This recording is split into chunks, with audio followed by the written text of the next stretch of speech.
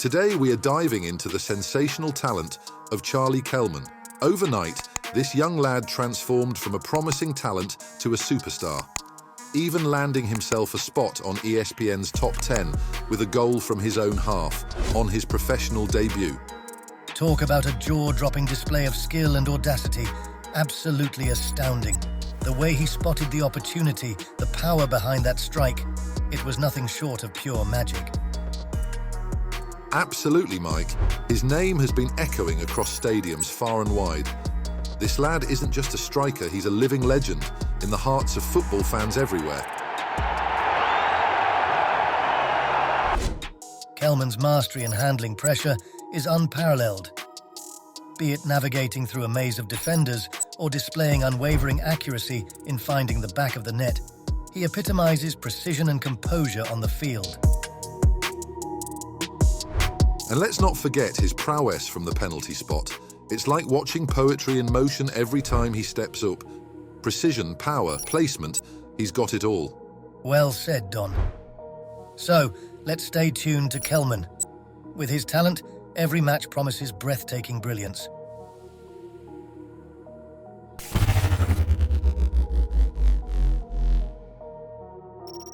What's going on, guys? Welcome back to How to Become a Pro Footballer podcast, episode 114. We got Charlie Kelman on. Thanks so much for having us here, and thanks so much to QPR and Paul for sorting this out.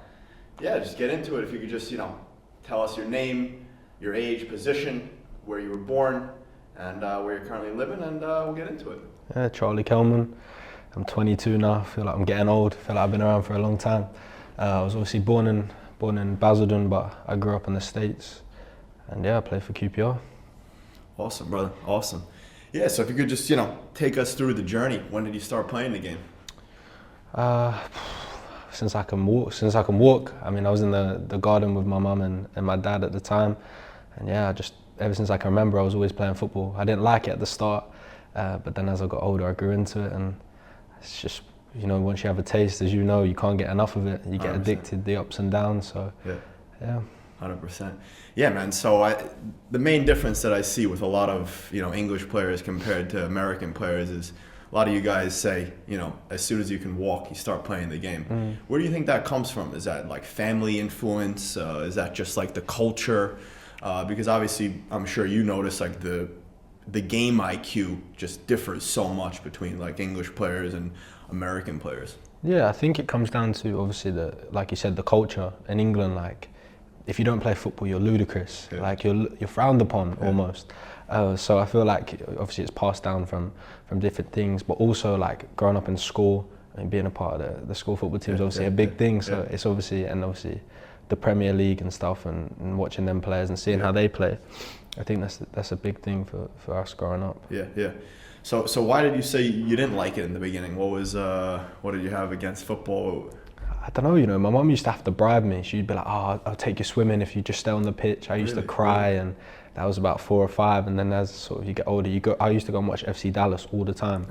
And, I just grew and loved it, and then ever since the MLS was starting out, so like, players like Brian Ruiz and Bobby Ryan and stuff like that, and I was just like, wow, and Danielson come to Dallas at the time, see, that was like one of the first big marquee, and then Beckham came, and I think that was around about the age that I sort of was like, that's what I want to do when I'm older. Yeah. So was your mom a football fan? No, so my mum and dad split up after they had me. We obviously lived in the UK. My dad was in America, and then they got back together for obviously my sake, for my upbringing, and obviously that was it. I grew up, and my mum sort of had to grow to like football because she ended up having 2 boys and who were football mad. So So you born here. When did you move to the US? When I was just turning 4. Okay. Lived there till I was 11. Come back, and then I went back out for 18 months when I was 14. So I used to have the southern accent. I lost it now, but I grew up there. Yeah, man. So take us through the journey, because obviously, being in this, footballing nation, and obviously US, we're growing as a footballing nation, but obviously, like you said, it's in your blood here and in the culture. So how was the development in the US, 4 to 11? Were you playing for a team, or how was that? So I grew up in Dallas, Texas, like Frisco. I was playing for Solo. academy who were obviously good at the time. Then I played a bit for FC Dallas. I played with a few of the, he wouldn't have been there. So I played with obviously Clark Hunt's son. Obviously he was the owner at the time. So I grew up playing there a little bit, and then obviously my mum and dad divorced, so it was like, mum was like, you're coming back with me sort of thing. So I sort of left it behind, come back here. And I didn't really take it seriously from about 11 to 14. It was sort of like, I didn't want to play it. You get in, just go with my friends, you start partying at like 14 over here. And then I got kicked out of school, and my mum was like, go back out. So I went back out and lived with my dad for 18 months, and so that I played for FC Dallas, went on trial with the academy, and they said I wasn't good enough. So they was like, nah. So I went and played for the Premier team, the one below, and that was it. I sort of taken it seriously. Obviously, I went to high school there, and it's just like the movies, You see all the big weight rooms, you see all the massive facilities. And we ended up going, as under 15s, we were #1 team in the nation. Wow. So we were above the academy, above everyone. Wow. And I think they started to take notice a little bit. And I just started enjoying it, especially the development over there. And what league were you guys playing in, this Dallas Premier? I don't know. I couldn't tell you.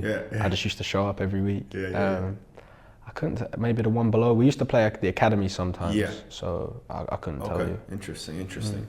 So obviously, growing up in the States, what was the training like over there? Was it, as a youth player, how did you find the training?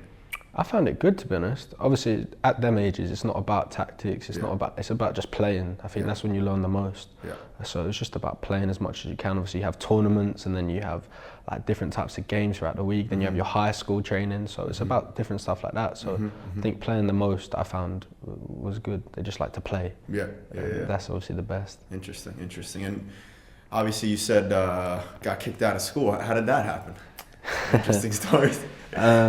So obviously, when I was 12, 13, social media was obviously just coming to fruition, and obviously I thought it was funny to make an Instagram account of my teachers at the time. I love it. And I pretended to be my teachers, and obviously made a few comments on my friends' Instagram posts, and they was like, we can't have that. So I got sent out to the States, which weren't a bad punishment in hindsight. But not my finest hour. That's class, bro. I mean, that's I share the same thing. I had the record for most in-school suspensions in high school, so it's interesting, man. It's interesting. I mean, you find obviously you're a striker.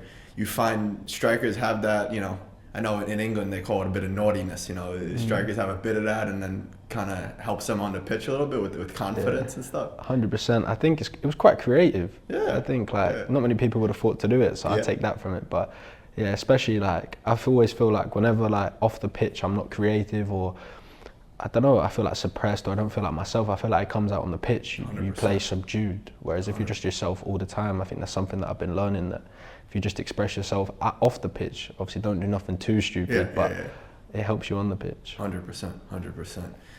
Yeah, I mean, I shared the same thing. I mean, I feel like I've been born and bred entrepreneur. Like, one of the things that I did was I stole late passes from the main office and I sold them, things like this. So, but I want to go into what you said about, off the pitch. And I chatted about that with tons of my buddies about, if you're happy off the pitch, then you're going to be happy on the pitch. And it doesn't go both ways. I think finding that happiness off the pitch and being in the right place is huge for your on-pitch performance. And I think a lot of that, there's a lot of, critics and pundits. Obviously, it's their job to rip on players and pick them apart. But especially when players are moving countries or moving to a different kind of culture, and they're criticized and ostracized right away for their on-pitch performance. But I think a lot of these pundits, they don't realize that, it takes a lot of time to, get used to the surroundings and find what you're doing off the pitch, what you're doing on your off days, because obviously, as footballers, you're only in the ground for about 4 to 6 hours, and then the rest of the time you're doing stuff on your own. So for you, and for listeners watching, how do you find that happiness and balance off the pitch to be happy on the pitch and show your true self?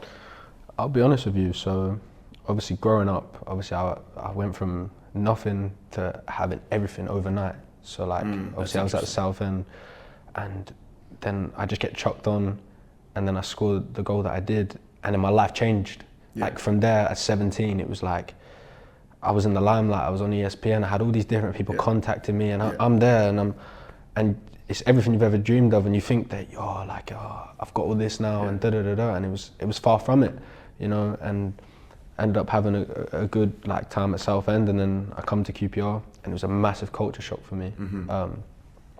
Like obviously I moved away from home for the first time. That was hard. And you know, there's a lot of outside noise, and people, because of how well I'd done at such a young age, people forgot how young I was. So I was 19, 20. I know it's very young in football, but I wanted all this stuff now, but I didn't realize that I had to develop as a person to get it. 100%. And I sort of spiraled, and I sort of was in a dark place in myself, and my friends and my family noticed it, and I struggled. And I went on loan to Gillingham, and when I was there, I believe there's no coincidences, and I was in a bad place. Obviously, I had a manager at the time. I got sent back off loan, and then a new manager come in. So I went back, and one of my friends come back off loan, my friend now, and I was speaking to him, and I'm like, his name's Chris McGowan. I went, Chris, like, I'm struggling here, like, my confidence is gone. He's like, brother, can I pray for you? So I went, yeah, man, like, I've never really looked into it. And he prayed for me, and things started happening, like as in like I went on to have a really good end of the season, scored a few goals, but just in my life, like things started happening, and you know, I prayed to God, and I said, God, if you're real, show me you're real. And people and things started happening in my life. Like friends started showing their true colors, and I can't describe it to you. And then obviously the next season comes around, so last season, and the manager goes, look, like, you're not going to play here because we've got a few boys going to a World Cup. We've got a lot of experience attacking options. And I was like, you know, I appreciate that. So I went on loan, and I didn't know where I was going.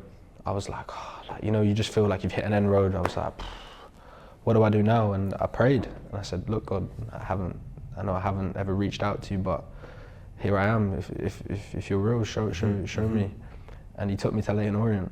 Out of nowhere, Leyton Orient come up. And when I went in the dressing room, there was 9 Christians. Wow. And I was like, wow, like this is crazy. And as the season went on, you know, things started happening in my life, and I started going to church, started learning more. Nice. And the peace that's happened. So now, as a 22-year-old man, if I could say to my 20-year-old self, it's have faith. I think that's a big thing for me.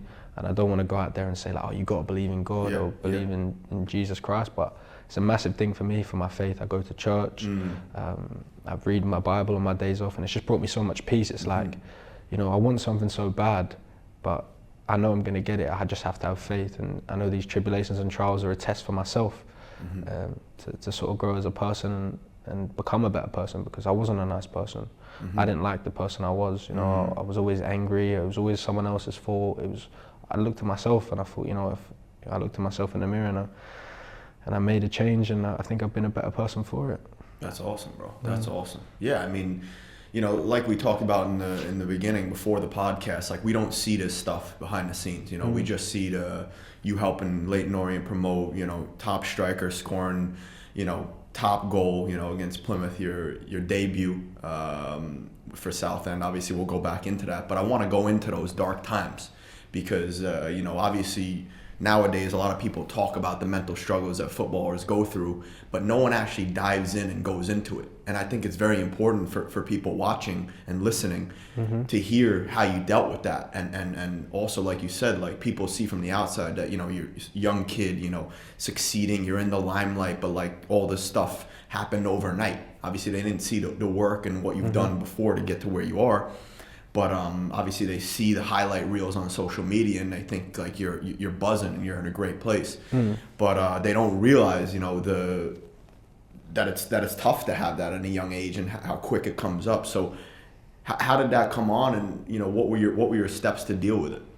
So obviously, like when I first come to QPR, I moved away from my family, like I said, but obviously I haven't got a close relationship with my dad, so I hadn't spoke to him in obviously since I was like 14. So when everything come around with my football, normally like you want a father figure, so to speak, to sort of teach you to deal with anything, like living by yourself, shaving even, like different stuff like that, like, you know. So it was just my mum, and she's the greatest woman. I would do anything for her, and she deserves the world. But there's some things that a mum can't quite do for their son that father has to do. So for me, it was like, I had to grow up very, very fast and make these big mistakes. Maybe some people with parents would never make these mistakes. So I sort of, you know, I lost all my confidence. So my confidence was gone. I just didn't know where to go. Like, how old were you at the time? I was 19, you know, you feel like, you know, you have to be, I'm so grateful for where I am, but at the time it's like, you think, am I good enough? You know, I train hard every day to no avail. Like, what's going on? Like, you know, you just sort of sit there confused, and then you start blaming everything, and you get lazy, and you're like, oh, nah, this ain't for me. And like the closest I got was like, oh, I'm done with football. I was like, this ain't for me. Like, you get in your own head, you're like, oh, I worked so hard, why is the success not coming? And because it happened so quickly for me, I always thought like, oh, success is gonna come like this. And it's not the case. You know, you might not see results, but you just have to have faith that you keep working. And like you said, like, what's done in the dark will come to light. 100%. And you have faith in that. So I feel like dealing with it is just getting through the hard times. Like, I know some of your viewers may not have a team, and they want to get to obviously where I am, where I'm grateful to be, or to any level. And it's like, don't listen to other people. You know, other people start judging you when they can't affect what your actions are. They just start judging you, and they want to be where you are. So for me, it's like, wait, if you're telling me that I'm not good enough, you're telling me this, well, I'm here for a reason. Do you see what I'm saying? So it's about blocking out the noise, and as long as you feel like you're good enough, then you can do anything you put your mind to, and I'm a firm believer in that. 100%. Yeah, and I think at the end of the day, what I hear in that, it's all about gratitude, and like you said before, it's about taking things game by game, day by day. And I mean, I had also kind of similar experience in a dark time. You know, I was 23, signed in Sweden. I was promised that I was gonna be a starting 11 guy. On trial, you know, I had options on 4 teams, selected 1 team, and then I come back, you know, for preseason, and boom, you know, I'm told by the manager that I'm in the dog cage, and I'm the, you know, 18th guy on the roster. And like, man, like I hit a dark place. That was the first time I hit a dark place, and like I never really believed or thought about, you know, being low or depression and stuff like that. In 3 weeks, bro, I was just like, hood was on, like in a dark place, and like lights were always off, and people would see me from the outside and be like, oh yeah, this guy's succeeding, this and that. And then you know, I came across this doctor. I was on a checkup, and he was telling me that I should, you know, get on meds. And I'm a holistic guy. Like, I never believed in getting into medication, none of that. And I told him that, and I was like, you know, I'm not taking these meds. Like, I don't believe in it. I think the pharmaceutical companies are all BS. And I think it's a big money scheme, you know, and I think that's a reason why a lot of people in America are screwed up. All these meds and doctors are too quick to prescribe, and they don't look at like, what are you doing, you know, off the pitch, how you sleeping, how you training, how you eating, and that for me affects the mind more than anything else, you know. And he told me if I don't take the meds, I'm gonna go down a downward spiral. And I'm a big guy on dark side motivation. It seems like you're the same. And I just said to myself, you know what? I'm gonna start getting into spirituality. Obviously, you did the same. And I really just dove in, and I completely, you know, eradicated all that lowness. And you know, I'm thankful I had those low times, because, you know, without the rain, you know, you don't enjoy the sun. So you need those low times, you need those dark times to enjoy the high times and the great times. No, I completely agree, man. Like you said, are you religious or not? Not really. Starting to get into it, but. What's your spirituality then? What would you believe? That's a good question. I mean, I believe in God, but I haven't really gotten into it, to be honest. We'll speak about it after, man. Yeah. But no, it's crazy when you feel like it's just you when you're in the moment. Yeah. Like you feel like, oh, why does no one else feel like this? But in reality, like, people aren't what you see on the surface. 100%. They have different stuff going on. And I think that's the biggest thing for people, especially when I was growing up, when I had watched, obviously, like, people start playing football, and I used to think like, oh, like, they must be loving life, they must be doing this. But it's not the case. Like, you don't realize how hard and how many sacrifices people have made to get to where they are. Like, especially in yourself, I see you now, you got the nice chain on, the nice jumper, do you know what I mean? But I would have never have thought that you would have had them dark times, especially what you spoke to me about, obviously what you're doing in Latvia, giving opportunity and a platform. That's the best thing you can do. You know, you don't want other people to feel like that, so it's a good thing that you're doing, man. 100%. Yeah, I appreciate that, and a lot of things that I do, and the reason I have guys like yourself on is to share other story, because everyone's got a different path. You know, like you said, we all think, and like you thought in the beginning when you first reached the stardom, that it was just going to be a straight upward spiral, but we don't realize, obviously, these memes on social media, a lot of them, they're cliche, but they're cliche for a reason, like the success being a roller coaster and ups and downs. And I think the most important thing, I think what I've realized is life is an endurance sport. Football is an endurance sport. So if you can consistently find that edge and that persistence in what you're doing. I don't know if you've heard of David Goggins, but he just talks about like how he loves suffering, you know what I mean? And if you could find comfort in suffering, and obviously, you know, there is a point where it could be too much, but like if you can find a comfort in that and just, you know, like Kobe said, try to be even keel, not too high, not too low. Perfect, and just keep on going and doing the right things. I think you will find your successes, and it's so much easier said than done, because those emotions, those actions that you go through are so tough. But yeah, I mean, I think, like, you know, from a football standpoint, like, it's like if you have a great routine and you're a starting 11 guy and you're succeeding week in, week out, you're banging in goals, you're getting media recognition. It's easy to do your routine. It's easy to do your extra gym work. It's easy to do your extra technical work. It's easy to eat well, and it's easy to recover and sleep well.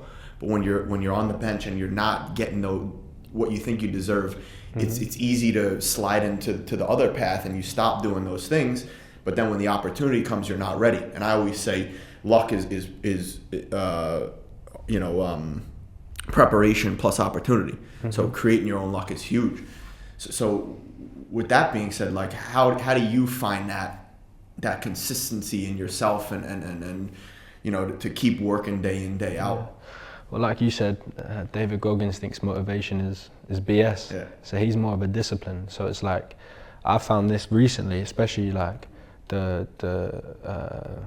tribulation I'm going through at the minute, not playing as much and things obviously going on in the background that people don't see, but it's discipline. So for me, it's like, right, I've not been playing, but I'm still going to stick to this routine. I'm going to stay ready.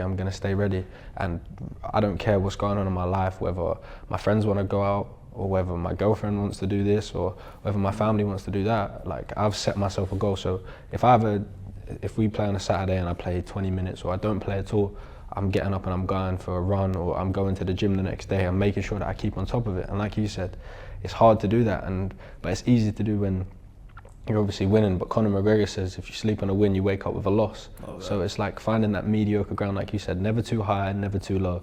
So if I miss an open goal, I'm never going to be too low. If I score a hat-trick, I'm never going to be too high. It's all about just finding that middle ground, because if you delve too low, you get into a dark place. If you go too high, you think you're the greatest in the world. So it's just mediocre ground. Keep humble. Love that. Don't speak about what you're doing. Let success talk. And I think that's the biggest thing that I've found 100%. for myself. Yeah, love that, bro. And I think, just like you said, those small decisions you make add up to big actions and big strides in your life. And I think one of the biggest things that people struggle with is, you know, people want to have a social life and they want to have a girlfriend and stuff like that. But how do you find that happy medium where you can have a girlfriend who helps lead you to the next level instead of being a detriment to you? How do you find the friends who believe in you and your goals? Like, how do you attract those type of people into your life? Because a lot of people, when you tell them I can't go out, or you tell your girl, like, you know, I don't want to drink tonight, or they get disappointed. And how do you know, it's easy to hear people tell you online, say no to those things, but it's harder to actually tell them to their face, and they get disappointed. So what's your process on that for individuals listening? So I'm very lucky. So I say lucky, I'm very blessed. My friend, I've been friends with since I first come back to England. I used to say to him, look, I'm going to be a professional footballer. This is when I was like 15, first come back from America. It's like, all right, cool. And you know, you sort of semi-believe. But then my actions spoke louder than words. So like before school, I'd be like, right, you come and gym with me. So we'd go gym before school, we'd go and play football after. So he always believed in me in a sense of like, I know what you're gonna do. So if there was a party, he'd know, he'd be like, look, I know there's a party going on, but you're not going. And I'd be like, oh, but no, you're not going. So my friend was always, his name's James, like greatest guy ever. He'd be like, no. Yeah. So he believed in me. And I'm a firm believer, if you're gonna, don't say you're gonna do something. Like Conor McGregor says, walk the walk, don't talk the talk. Do you know what I'm saying? So it's like, all these kids can say, yeah, like, oh, I don't do this, I don't do that. But walk it. Like, if you want to be something, like, no one's gonna stop you. The world stands aside for anyone who knows where they're going. So it's like, I knew what I wanted to be, and nothing was gonna stop me. So it's like, oh, I miss out on a party. Oh, like, do you know what I mean? You know what parties are like. Like, when you're like 15, 16, 17, the parties are not good. Do you know what I mean? So it's like, I know that. So my goals are to retire my mum. That's number one. I want to go to the top. I want to play for America. I want to score loads of goals. So it's like, what's going to a party gonna do? Do you know what I mean? So it's like, building success is just an extra % every day until it comes. So it's just, for me, it's just keeping focused. Yeah, 100%. And I think it's all about delaying that gratification. Like you said, you know, you can go to that party, you can get that hit of dopamine, and you can, you know, feel good. But then the next day, you know, if you're drinking and you're going to sleep late, you can't be consistent with your training, and then that all adds up.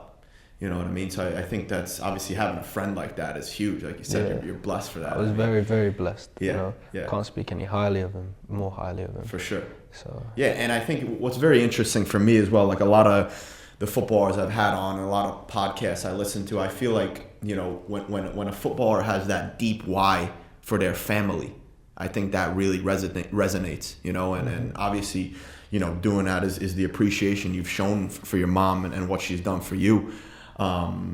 So when did you realize, like, when did you find your why for football? When did you really find that love and know that you were going to be a professional? Did you know what age? Was there something that ticked? When so I obviously love football, but it was when I was 15, and obviously FC Dallas turned to me and said, nah, we don't want to sign you.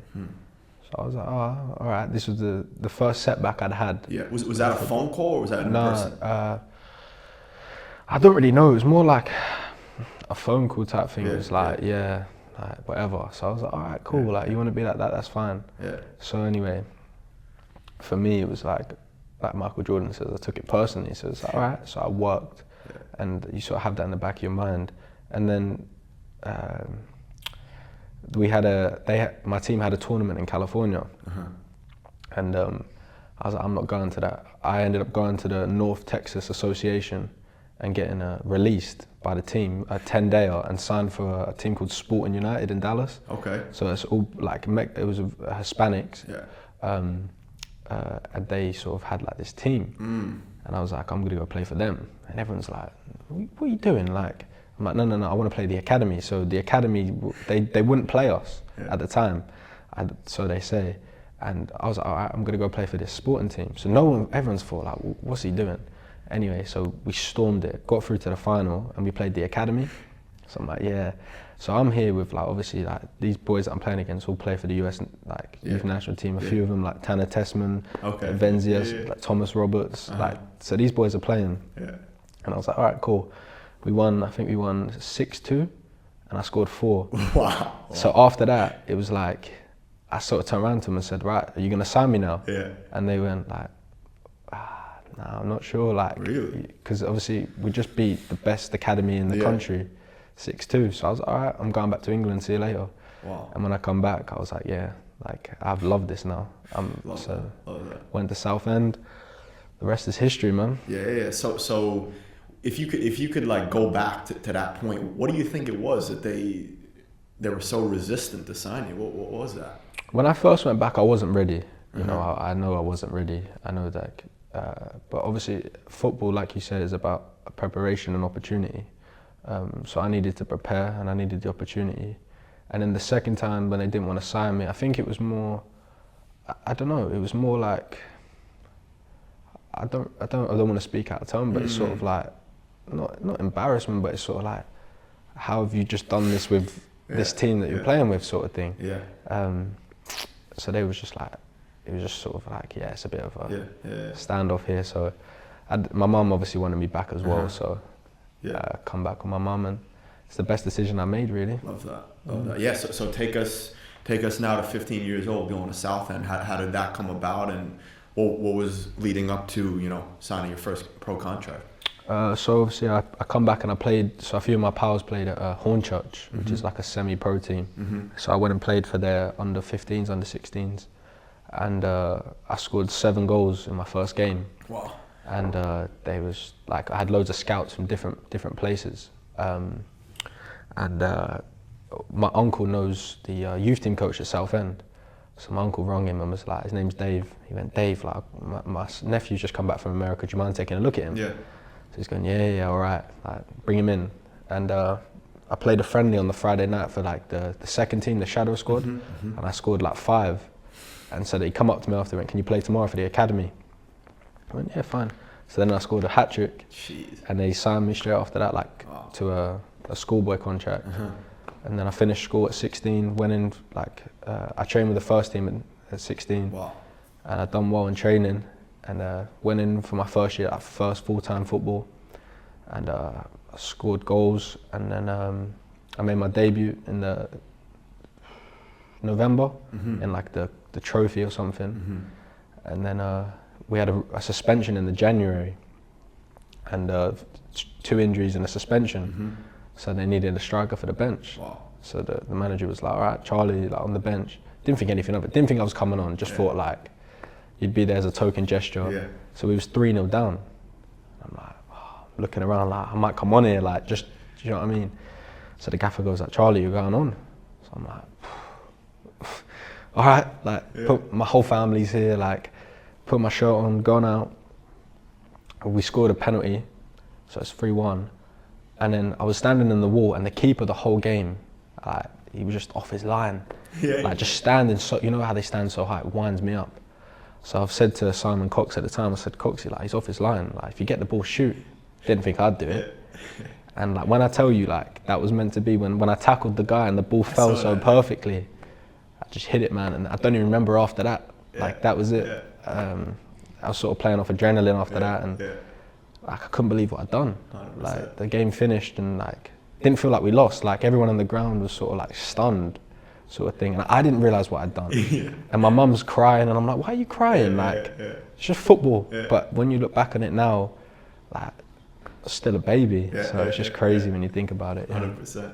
Yeah, one of my questions to you was gonna be, because I saw that goal and you didn't even look up. You know what I mean? So it's like, you just won that tackle, ball popped out, and you just pinged it. You didn't even look if the keeper was off the line. So I wanted to ask, like, how did you know he was off the line? The whole game, it was just so high. And I just thought, I'm just going to hit it. What have I got to lose, you know? 100%. Nothing to lose, everything to gain. And the rest is history, and it's the best thing I think I've ever done, in a sense. Put me on the map, so. So like you said, that kind of brought you to like, you know, stardom, and then, you know, the season after that, you were the leading scorer for Southend. So how did that season go? It was a bittersweet one. Obviously, I had a heart problem scare at the start, so I scored a couple goals in a cup. I thought, like, yeah. So I played one game. Then we have like a yearly heart checkup, and my ECG flagged up. So I'm thinking, like, oh no, like, what's going on here? Anyway, it was completely fine. It was just a full scare. Jeez. So for 2 weeks, I didn't know what was going on. So I was at home for 2 weeks. I won a lad in the training ground. Wow. I was at home, and I was sitting there, and my mum's like, well, I'm worried now. I'm like, you see the things on the news where players have to retire. So I've gone for all the scans up London, like 17. So I've gone from scoring 2 goals on top of the world. Now I'm like, what's going on? Anyway, come back fine, scored. Next game, ruptured my ankle. Jeez. So I was out for 3 months, and then we had loads of injuries. Fast forward, I come back, done well, and then COVID hit. Wow. So it stopped. And then we got relegated. So the team that I grew up supporting and playing for, living the dream, now we got relegated. What league were you playing at the time? League One. League One, and obviously, like, what a club Southend is. Like, they don't deserve to be where they are now. But Where are they at now? They're in the National League. Okay.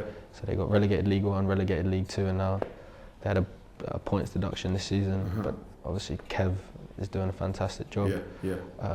But you know, I love the club. You know, the opportunity that they've done for me. It was just a bittersweet feeling of getting relegated, and then obviously I went to QPR the next season.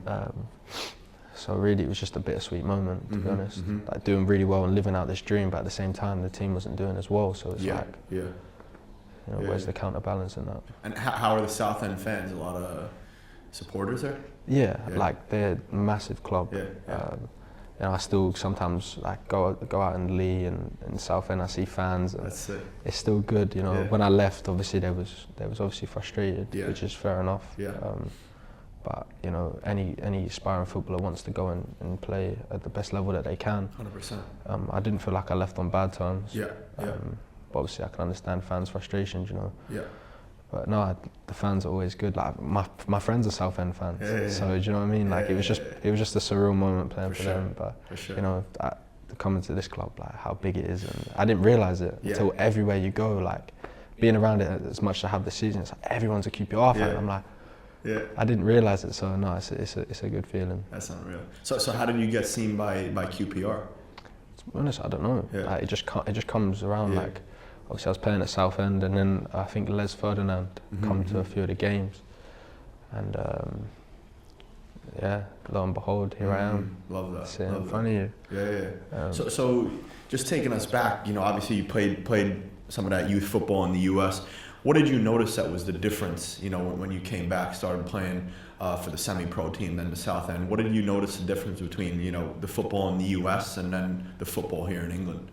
I think that in the US, everyone's athletes. So everyone can run, everyone can, do you know what I mean? Everyone can do that side. But in England, everyone's a lot more tactically switched on in a sense of like, it's not about who can run the most and who's like obviously physically like dominant. It's about like playing almost a cat and mouse game with the opposition. Obviously, like, say for instance, if you're the fullback, if I stand deep and the winger presses me, what's he gonna do? If you jump, I play around you. If you stay there, I've got all the time in the world. Where in America, it was like, who can run the fastest? That's what I found. And obviously, it's changed a lot since I was obviously playing out there. But coming back here, it was just about, obviously, like being very switched on, and like I have to make a little movement here to open up different spaces.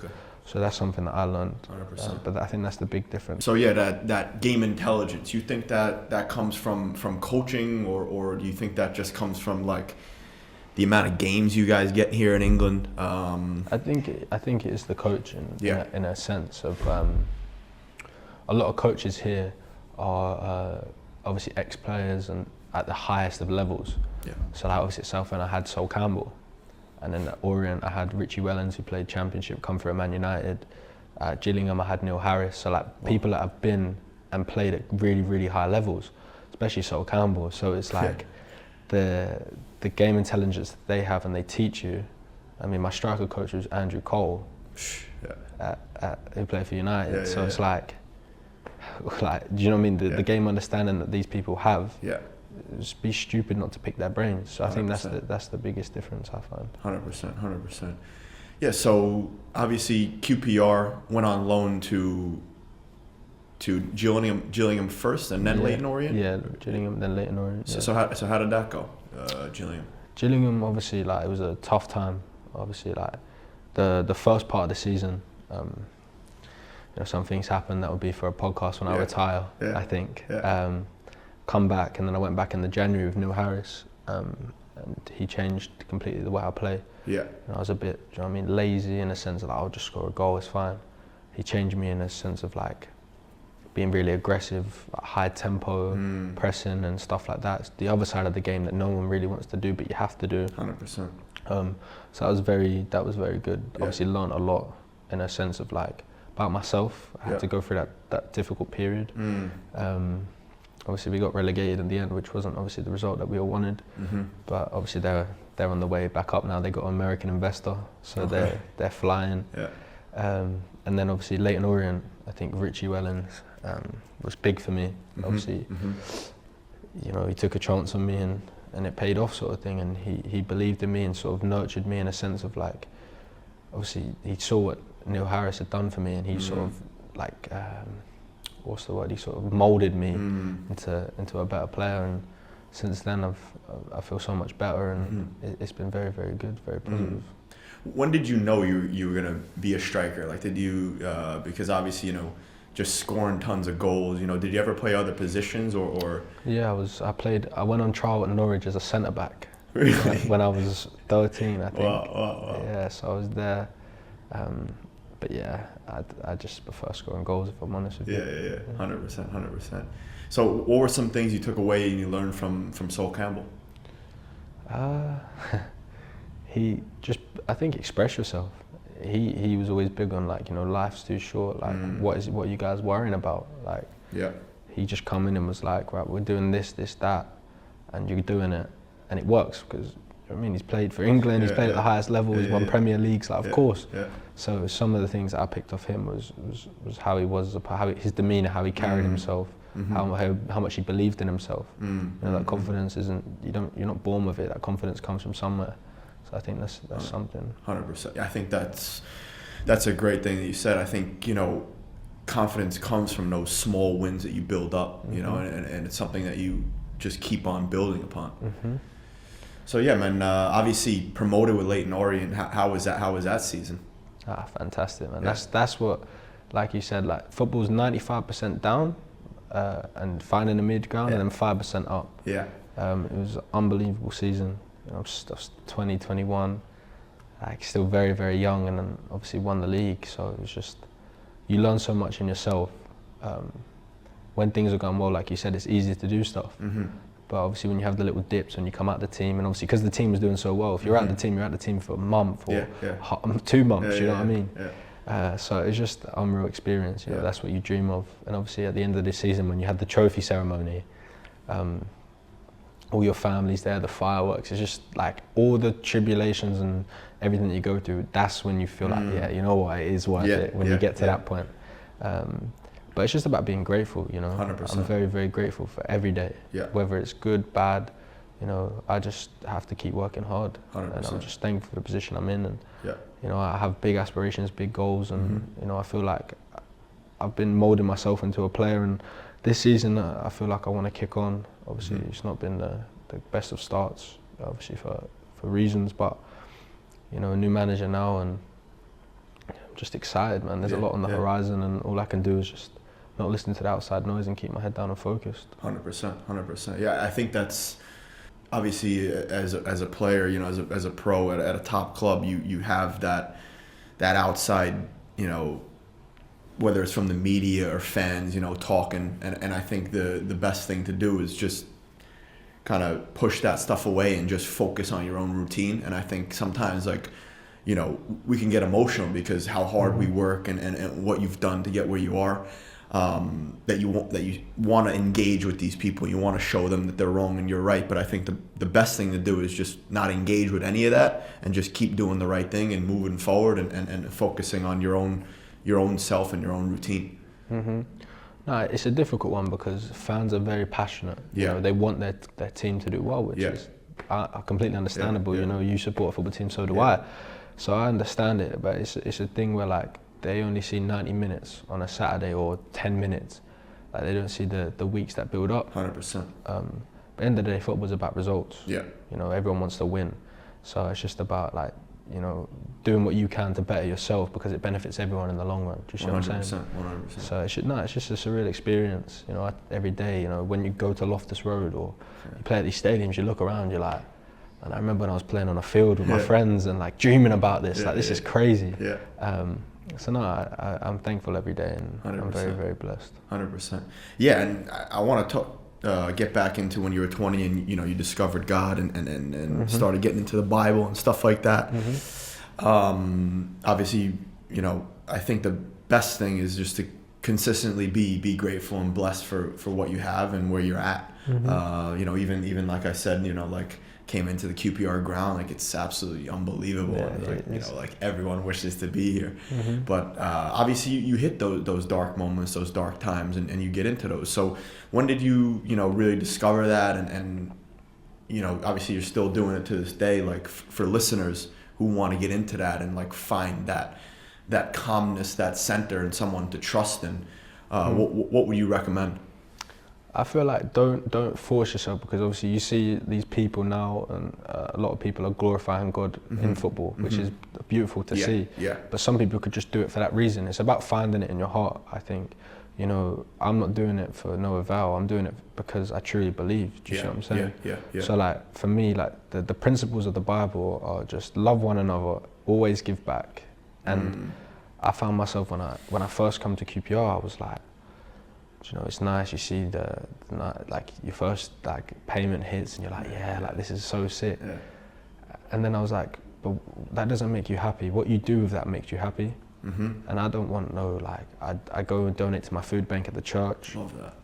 I give back. So I think for me, but that's only recently with what I've been seeing. It's like we store up all these riches on earth, but realistically, like why wouldn't we store up riches of like giving back, love, faithfulness? That's what I think. 100%. And for anyone watching that wants to get into it, read the Bible. I think the Bible is a beautiful place to start, because it's a testimony to the love that God has for us. You know, he come down to earth himself and sacrificed himself to be with us for eternity. And I feel like once you understand that that's the most important thing to you, that like what's going on in your personal life, whether your girlfriend cheats on you, or whether something's not going, or you're financially struggling, or you can always find that peace in God. He will always be there, whether you've run from him your whole life, or whether you've been a believer your whole life. Like he rejoices over someone who truly loves him in his heart. 100%. So I feel like just be really focused on it, and you have to understand that it goes against a lot of what people are doing in everyday life. Going out and getting drunk, you can't do that. So it's just about navigating yourself through it and finding that peace. 100%.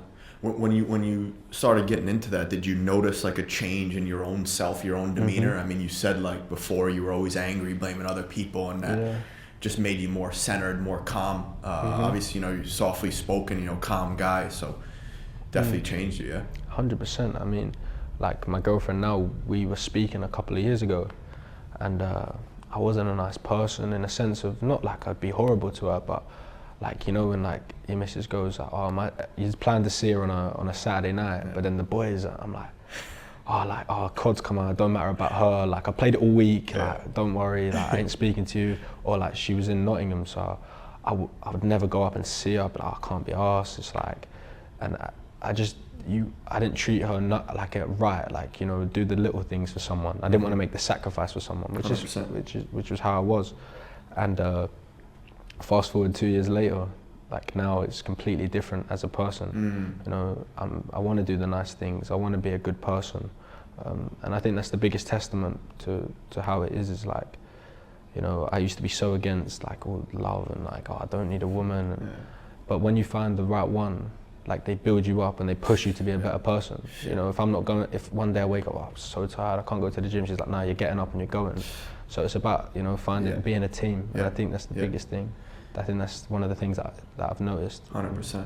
And that's tough to find, man. Like it's tough to find like a lady like that. And obviously for the viewers and the listeners, you know, obviously I've been asked many times, like, you know, is having a girlfriend a distraction or this and that? And I always say there's two parts to it. You can either have like a woman build you up and force you to be better, and you can build that empire together, or she can take you down and try to take you out with her friends and you're drinking, you're doing the right thing. So how do you find, like, obviously, how do you find that woman, you know, to support you?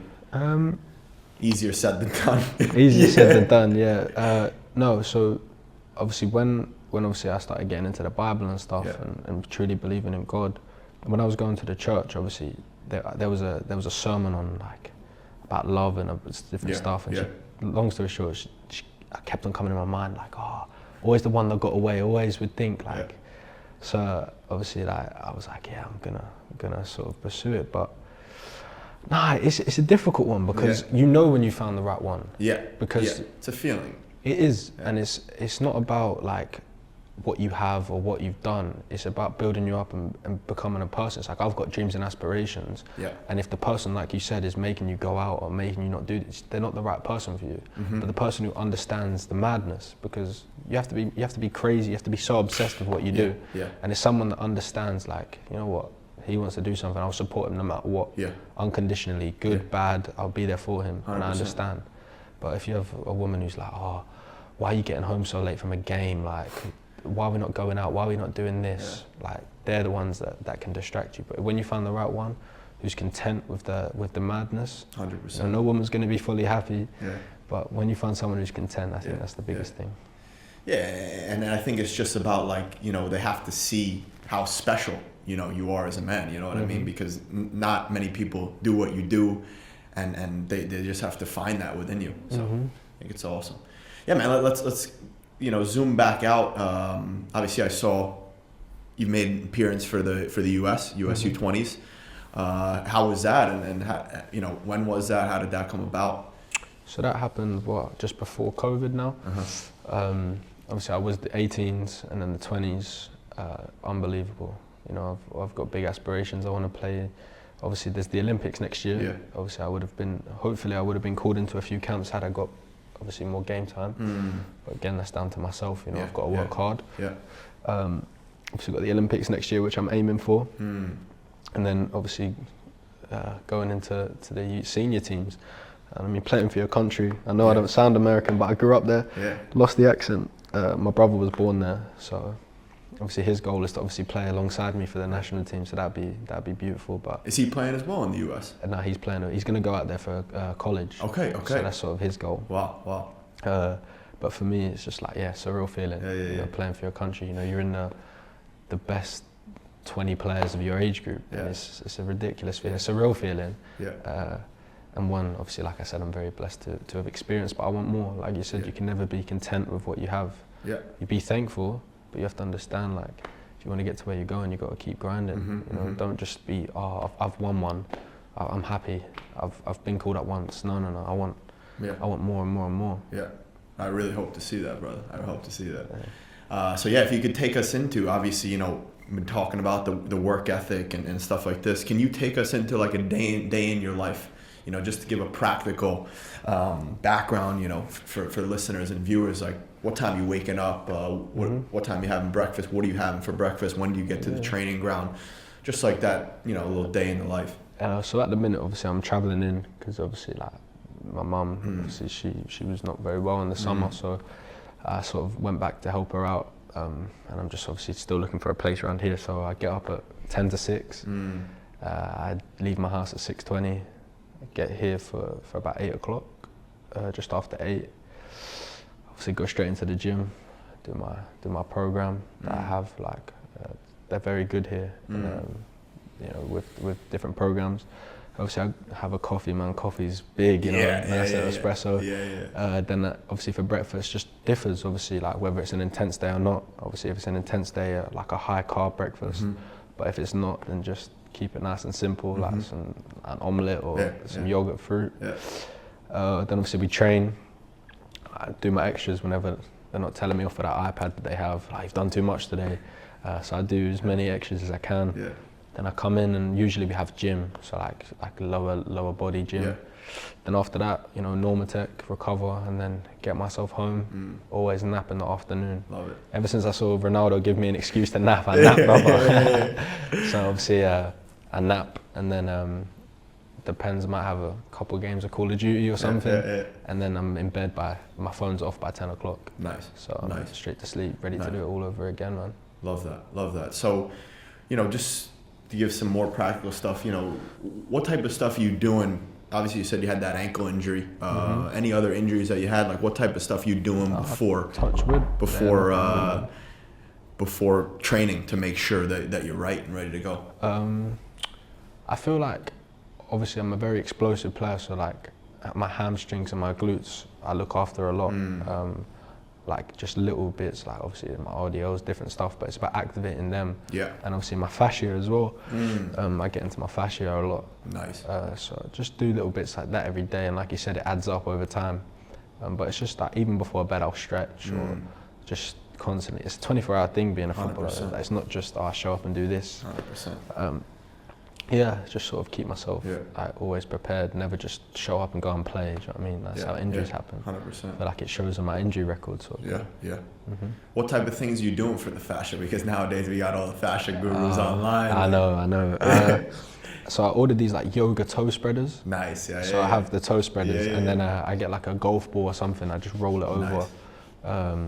That's all I do really. It seems to work. For sure. If it's not broke, don't fix it. Yeah, for sure. And in terms of the gym, what would you say if you could name 5 top exercises for footballers to do in the gym, what would you say? I'm not the right person to ask. No. There's a good guy downstairs. That has helped you think? I like hamstring sliders. So Yeah, I know yeah, a lot of people are big on Nordics. Yeah. Well, I've never done Nordics. Mm-hmm. I know, don't listen to me, don't take my word for it. But they've always put me on eccentric hamstring slides, and I feel amazing for it because your hamstrings isolated. Like trap bar, a lot of trap bar exercises. Yeah, that's great stuff. I think that's it's like they do it very, so it's not like a long gym session, it's like 4 exercises. Nice. Like a lot of like jumping and athletic movement, turning your hips. So we do that like Monday, Tuesday, and a little bit Wednesday, and then that's sort of it. Really. So it's not like this intense sort of thing. So, and any type of specific diet you're following, or? Not really, no. It's just sort of like, obviously I'm very privileged to be where we are, so it's like, we have obviously a few chefs here and obviously a nutritionist and stuff, so they just sort of do it for you, which I can't let them do it because that's just not who I am. I can do it. Like, you ain't got to like put it in my mouth and feed me. But no, I'm very, very fortunate. 100%. Yeah, man. So obviously, coming towards the end of the podcast, just a couple quick fire questions. I think one thing that a lot of strikers will want to know, are some tips. Say, if you can give us a couple tips for strikers listening, how to score more goals. Just in terms of positioning, training, and anything you recommend to young strikers. I feel like you got to be ruthless. I think something that I've found and I've sort of, as you get older, you sort of grow into is like, so what if you miss? Yeah. Like you're scared of missing. Yeah. Like, so what if you miss? Like, what's the worst that can happen? Yeah. I feel like just work on it every day. It's an instinct. You got to build that sort of muscle repetition. So when you're in the area, like you said, I didn't have to look up for the goal because I knew where it was. Yeah. So once you reach that point, don't ever stop as well. Yeah. Just keep little bits every single day. You haven't got to stay out there for an hour. Do you see what I'm saying? But it's about movement as well. The thing that I found is like taking the defender one way to open up space. I think that's the biggest thing, is just constantly be a threat, always stand on someone's shoulder. Like I got told, one of my coaches said to me, don't ever let them see your number. So if I'm always facing you sideways, I'm always ready to go either way, short or long.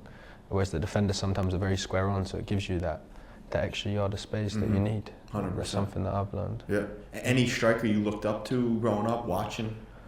Obviously, I like Harry Kane. Harry Kane, but like Suarez, just the way he is, like especially when he was at Liverpool. Yeah, like, he's definitely ruthless. Bro. Yeah, this is what I'm saying. But yeah, them two especially. Yeah, love that, brother. Getting into quick-fire questions. Best player you've ever played against? Oh. Best player I've ever played against? Wayne Rooney when he was at Derby. Wow. I guess that's one. Can't think. What about a center back that you just struggled with? Centre back. I'd have to say Tim Ream. Yeah, wow. I played against him in the FA Cup a few years when I was 18. Fellow American. Just like easy. He probably had a field day, so I'd say him. Yeah. Best player you ever played with? Ooh, I'd have to say Ilias or Chris Willock. They're definitely up there. For sure. Yeah, Ilias, Chris, or Tanner Tessman as well. Very, very good. So between them three. Favorite healthy meal? Keep a nice chicken salad, can't beat it. Yeah, love it. Especially in Dallas, man. Yeah. Favorite cheat meal? Chinese, 100%. Right? What do you order? Chicken chow mein, brother. Yeah. Unreal. Yeah. Love it, bro. Favorite destination you've ever been? Travel destination. Oh, that's a good question, No, this is quickfire. Probably like Greece. I like Greece a lot. What part? I've been, I like Kos. Okay, I need to check it out, man. I need to check out Greece. Kos or I like Marbella as well, Spain. Between them two. Can't beat it. Then last question, destination you want to travel to? I want to go to Mexico. I think that's the next on my list. Good call. I've seen half of my family's Mexican, so Oh yeah. so I got to go and see You the speak culture. a little Spanish? Poquito. Yeah, brother. Been a great pod. I appreciate Anything you want to leave off the listeners, the viewers with? I think just enjoy every day. Yeah. I feel like just keep focused, work hard, and anything's possible if you put your mind to it. 100%. That's what I say all the time. Like literally, this world, gives so many opportunities if you do the right work and you work hard and you just keep going. Like anything that's in your mind, is possible. 100%. Love it, brother. Appreciate it, man. Thank you, brother. Yeah, thank you.